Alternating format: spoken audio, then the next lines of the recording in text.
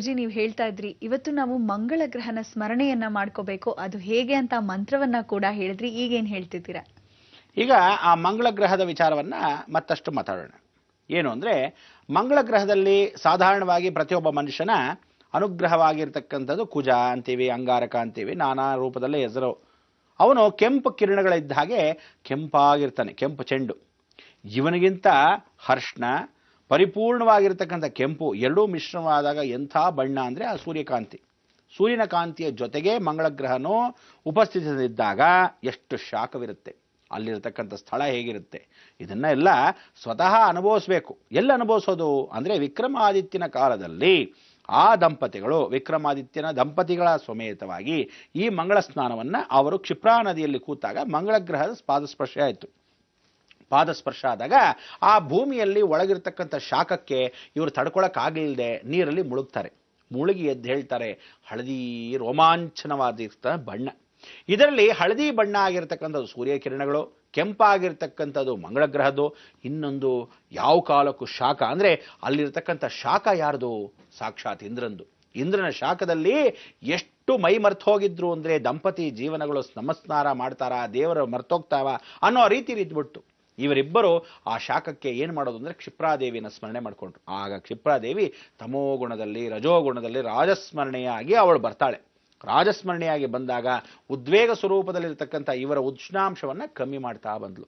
ಆ ಕಮ್ಮಿ ಮಾಡ್ತಾ ಬಂದಾಗ ಇವರು ಯಾರನ್ನ ಹೇಳ್ಕೊತಾರೆ? ಮಂಗಳ ಗ್ರಹವನ್ನು ಲಿಂಗಾಕಾರದಲ್ಲಿದ್ದಾಗ ಸ್ಮರಣೆ ಮಾಡಿಕೊಂಡು ಹೇಳ್ಕೊತಾರೆ. ಇವತ್ತೂ ಆ ಮೂಲ ಮಂಗಳ ಗ್ರಹ, ಮೂಲ ಮಂಗಳ ಸ್ಥಾನ್ ಅಂತ ಕರಿತೀವಿ. ಆ ಮೂಲ ಮಂಗಳ ಗ್ರಹವನ್ನು ಕಾಳಭೈರವ ದರ್ಶನವನ್ನು ಮಾಡ್ತಾ ಇದ್ದ ಸಮಯದಲ್ಲಿ ನಾವುಗಳು ಹೋಗಿ ನೋಡ್ಬೋದು. ಅಲ್ಲಿ ವಿಶೇಷವಾಗಿರ್ತಕ್ಕಂಥ ಒಂದು ಸಂಕೀರ್ಣ, ಆ ಸಂಕೀರ್ಣದಲ್ಲಿ ನೋಡಬಹುದು ಮೇಲ್ಭಾಗದಲ್ಲಿರ್ತಕ್ಕಂಥ ಮಂಗಳ ಗ್ರಹ, ಕೆಳಭಾಗದಲ್ಲಿ ಪಾತಾಳದಲ್ಲಿರ್ತಕ್ಕಂಥ ಮಂಗಳ ಗ್ರಹ.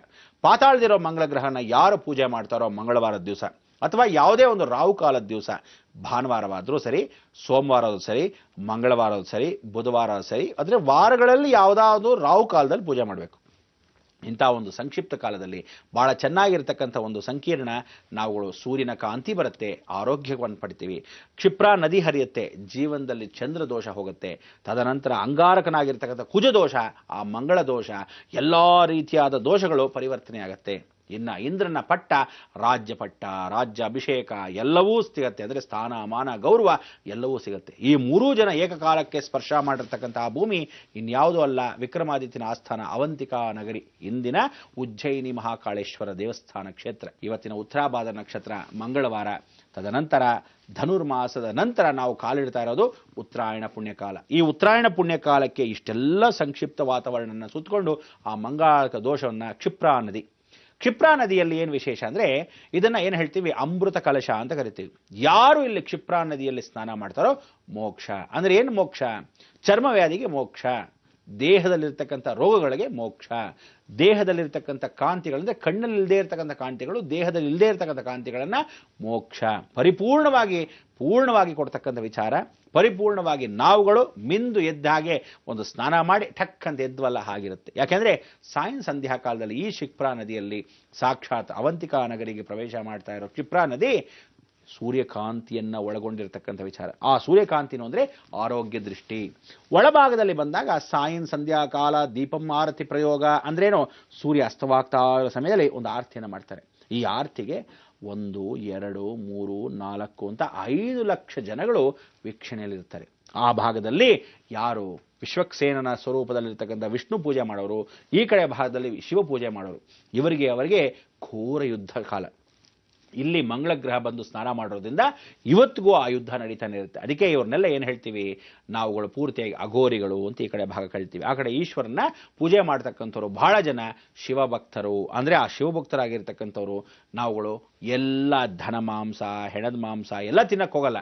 ಅವರು ಸ್ವತಃ ಮನುಷ್ಯ ಸ್ವರೂಪೇಣ ಶೀಘ್ರಂ ಕಾರ್ಯಂ ಲಭ್ಯತೆ. ಅಂದರೆ ಮನುಷ್ಯರನ್ನೇ ಸಾಯಿಸಿ ತಿಂತಾರ ಅನ್ನೋದು ಕೂಡ ಎಷ್ಟೋ ಜನಕ್ಕೆ ಸಂಕ್ಷಿಪ್ತವಾಗಿದೆ. ಇದನ್ನೆಲ್ಲ ತೋರ್ಕೊಡ್ಸಕ್ಕೆ, ನಿಮಗೆ ಆ ಕ್ಷೇತ್ರದ ಮಹಿಮೆ ವಿಚಾರ ತಿಳಿಸಕ್ಕೆ ಈ ಮಂಗಳನು 4 ಕ್ಷೇತ್ರದಲ್ಲಿ ಸ್ನಾನ ಮಾಡಿದೆ. ಅದಕ್ಕೆ ಸೂರ್ಯನ ಕಿರಣಗಳು 4, ಅದಾದ ಮೇಲೆ ಇಂದ್ರನ 4 ಪಟ್ಟ ಮಹರ್ಷಿಗಳಾಗಿರ್ತಕ್ಕಂಥವ್ರು 4 ಜನ. ಈ 4 ನಮಗೆ 4 ವೇದಗಳು, ಈ 4 ಜೀವನದ 4 ಚಕ್ರಗಳು. ಈ 4 ಚಕ್ರಗಳನ್ನ ಸರಿಪಡಿಸ್ಕೊಳ್ಳೋಕೆ ಆ ಜಾಗದಲ್ಲೇ ಹೋಗ್ಬೇಕು. ಅಂದ್ರೆ ನಾನು ನಿಮ್ಗೆಲ್ಲರಿಗೂ ಒಂದು ಬ್ಯಾಟ್ರಿ ಚಾರ್ಜ್ ಮಾಡ್ಕೊಳ್ಳಿ ಅಂತ ಹೇಳ್ತಾ ಇದ್ದೆ. ನಿಮ್ಮ ನಕ್ಷತ್ರಕ್ಕೆ, ನಿಮ್ಮ ಕ್ಷೇತ್ರಕ್ಕೆ ಹೋಗಿ ಚಾರ್ಜ್ ಮಾಡಿ ಅಂತ. ಅಂದ್ರೆ ಎಂಟೈರ್ ಫ್ಯಾಮಿಲಿನ ಚಾರ್ಜ್ ಮಾಡೋರು, ರೀಚಾರ್ಜ್ ಅಂತ ಹೇಳ್ತೀವಿ. ಅದಕ್ಕೆ ಮೃತ್ಯೋರ್ ನಮಾಮ್ಯಹಂ ಅಂದ್ರೆ ಮೃತ್ಯುಂಜಯಾಯ ರುದ್ರಾಯ ನೀಲಕಂಠಾಯ ಶಂಭುವೇ ಅಮೃತೇಶಾಯ ಸರ್ವಾಯ ಶ್ರೀಮನ್ ಮಹಾದೇವಾಯ ತೇ ನಮಃ. ಅಂದ್ರೆ ಈ ಮೃತ್ಯುಂಜಯ ಮಹಾಯಂತ್ರ 100 kg ಚಿನ್ನದ ಬಂಗಾರದಲ್ಲಿ ಲೇಪನವನ್ನ ಮಾಡಿ ವಿಶೇಷವಾಗಿ ಮಹಾಮೃತ್ಯುಂಜಯ ಮಹಾಕಾಳೇಶ್ವರನ ಮೇಲ್ಭಾಗದಲ್ಲಿ ಅವನ ಯಂತ್ರವನ್ನು ಪ್ರತಿಷ್ಠಾಪನೆ ಮಾಡಿಸಿದ್ದಾರೆ. ಯಾತಕ್ಕೆ ಅಂದ್ರೆ ವಿಕ್ರಮಾದಿತ್ಯ ಯಾರು ಇಲ್ಲಿ 4 ಜನ ಅಂದ್ರೆ 4 ತಲೆಮಾರುಗಳು ಇಡೀ ವಂಶ ಪಾರಂಪರ್ಯವಾಗಿ ಇಡೀ ಕುಟುಂಬ ಸಮೇತರಾಗಿ ಯಾರು ಇಲ್ಲಿ ಬಂದು ಹೋಗ್ತಾರೋ ಅಪಮೃತ್ಯು ನಿಮ್ಮ ಜೀವನದಲ್ಲಿ ಬರೋದಿಲ್ಲ. 4 ಚಕ್ರಕ್ಕೆ ಒಂದೇ ಸಲ ಬ್ಯಾಟರಿ ಚಾರ್ಜ್ ಆಗೋದು ಏಕೈಕ ಕ್ಷೇತ್ರ ಉಜ್ಜಯಿನಿ ಮಹಾಕಾಳೇಶ್ವರರ ಮಂಗಳಮೂರ್ತಿಯ ಮೂಲ ಕ್ಷೇತ್ರವೇ ಕ್ಷಿಪ್ರಾ ನದಿಯ ತೀರ. ಅದಕ್ಕೆ ಮೃತ್ಯುಂಜಯಾಯ ರುದ್ರಾಯ, ರುದ್ರ ಯಾರೋ ಸಾಕ್ಷಾತ್ ಮಹಾಕಾಳೇಶ್ವರ. ಅದಕ್ಕೋಸ್ಕರ ಮೃತ್ಯುಂಜಯ ಅಂದ್ರೆ ಮೃತ್ಯುನ ದಾಟಬೇಕು. ಇದು ಯಾವಾಗ ದಾಟಬೇಕು? 59 ವರ್ಷ ಒಬ್ಬ ಮನುಷ್ಯನಿಗೆ ಗಂಡನಿಗೆ ಆಗ್ತಾ ಇರುತ್ತೆ. ಆ ಸಮಯದಲ್ಲಿ ಷಷ್ಠಾಬ್ದಿ ಪೂರ್ತಿ ಅಂದ್ರೆ 61 ಬಿದ್ದಾಗ. ಅದಕ್ಕೆ ಪ್ರತಿಯೊಬ್ಬರಿಗೂ ಹಾರ್ಟ್ ಅಟ್ಯಾಕ್ ಆಗುವಾಗ ಹಾರ್ಟ್ ಅಟ್ಯಾಕ್ ಮೊದಲು ಅಂತೀವಿ. ಯಾತಕ್ಕೆ ಅಂದ್ರೆ ಹಾರ್ಟ್ ಅನ್ನೋದು ಸೂರ್ಯ. ಆ ಸೂರ್ಯನು ಸರಿ ಇಲ್ಲದೆ ಇದ್ದಾಗ ಹಾರ್ಟ್ ಅಲ್ಲಿ ಹೋಲ್ ಬರೋದಾಗ್ಲಿ, ಹಾರ್ಟ್ ಅಲ್ಲಿ ರಂಧ್ರಗಳಿರೋದಾಗ್ಲಿ, ಹಾರ್ಟ್ ಅಲ್ಲಿ ಇರ್ತಕ್ಕಂಥ ಆರ್ಟರೀಸ್ ಆಗ್ಲಿ ಎಲ್ಲವೂ ಕಾರಣ ಯಾರೋ?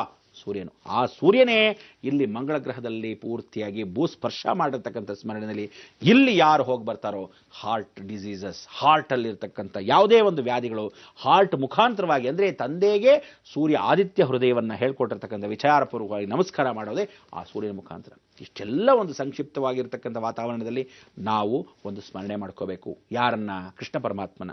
ಈ ಕೃಷ್ಣ ಪರಮಾತ್ಮ ಚಂದ್ರ ಸೂರ್ಯ ಇಬ್ಬರೂ ಬಂದಿರತಕ್ಕಂಥ ವಿಚಾರ. ಇಲ್ಲಿ ಅಮಾವಾಸ್ಯೆ ಶ್ರೇಷ್ಠ.